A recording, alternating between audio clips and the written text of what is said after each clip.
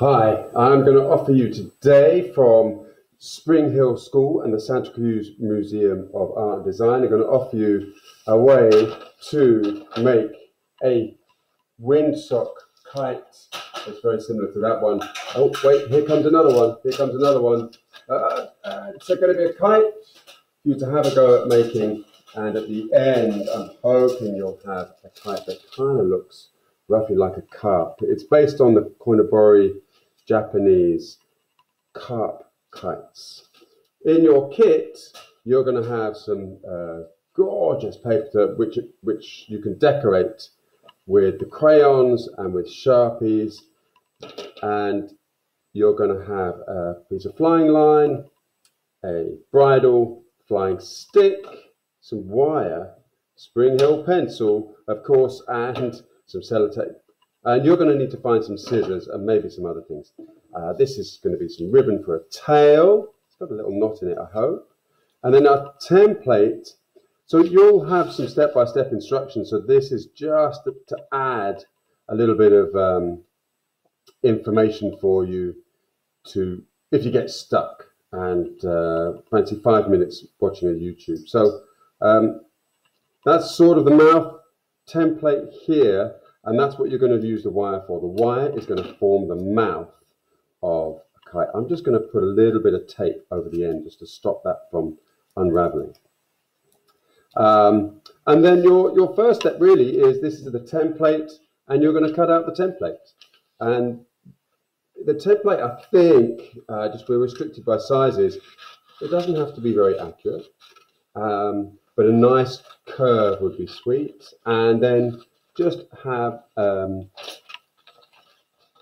it so you can form a cylinder at the top. Just going to make a couple of cuts in the top there, which you'll need also. And at the bottom, you'll be able to extend the bottom quite a bit with the paper that we've given you. It's a really nice aqua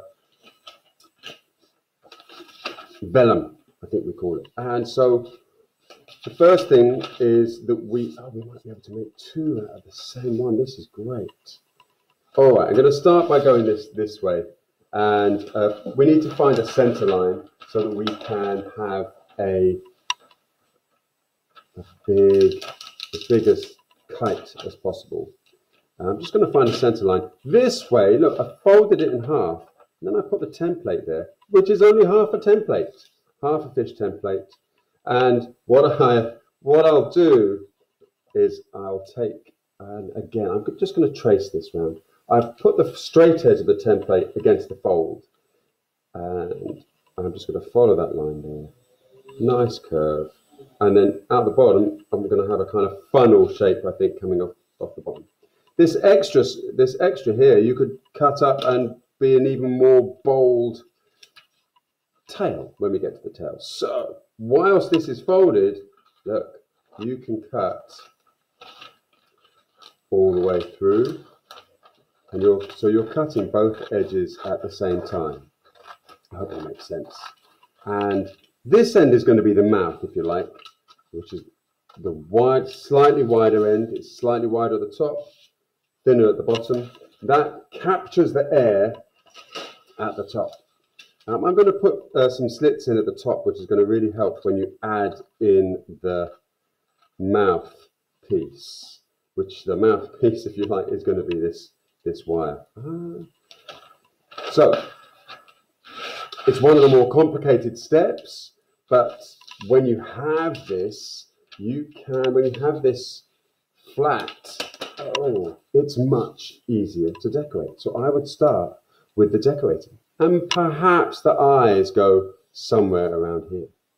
But it doesn't have to be eyes. I've seen some great designs from students which are sort of based along sort of fish ideas. That's great. There's an even bolder one, bold colors with curves and splodges. That's very exciting. This one is several different ideas happening here.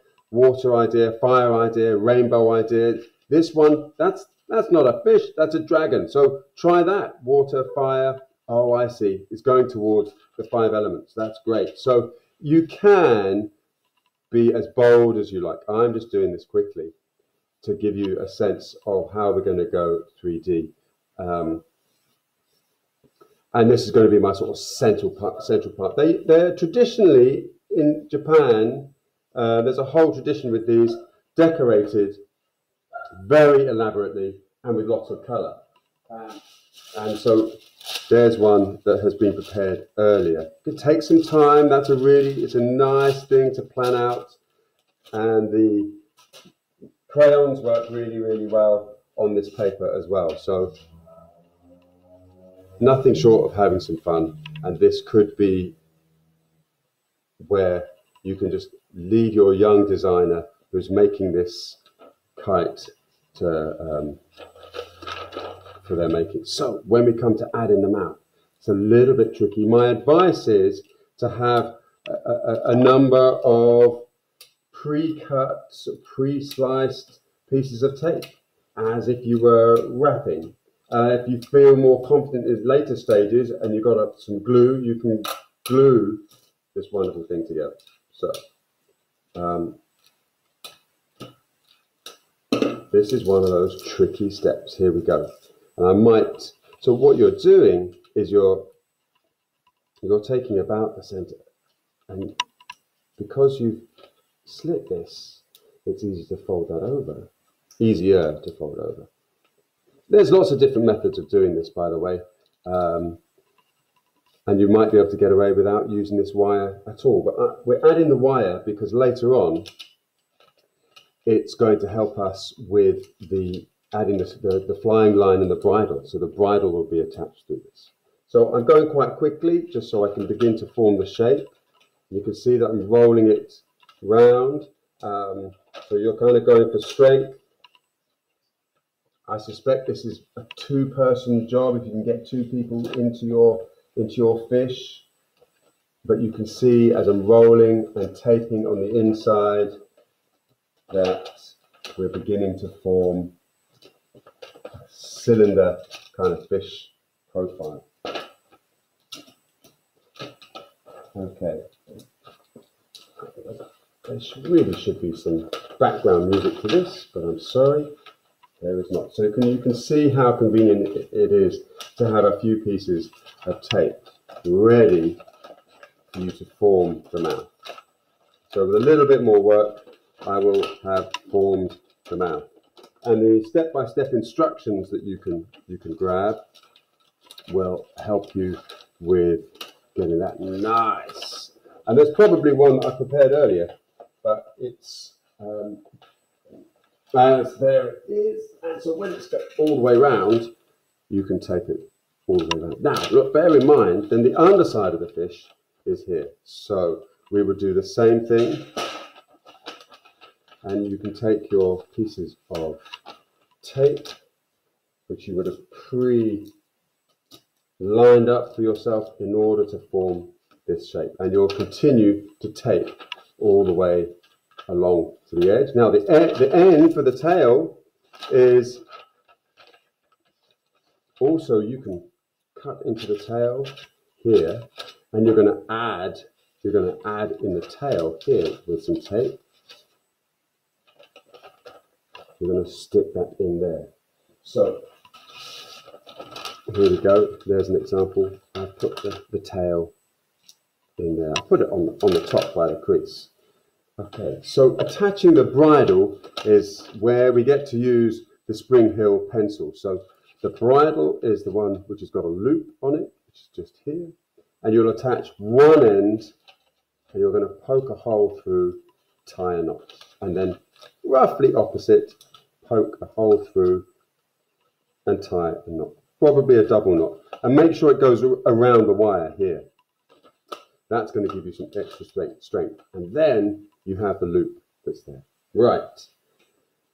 You've then got, with luck, a decorated fish with the bridle attached, with a tail attached, and you need to attach the flying line, which is the longer piece of string, and this flying stick, which has got it's already got holes in it, which is very convenient. And the idea is that depending on how long your pilot's arms are, is how long this length of string should be from the stick to the bridle. And so you'll have another knot there. Okay, that's the basics. There's more images and more information on the websites. Hope that's enough information for you just now, and leave you with a finished version.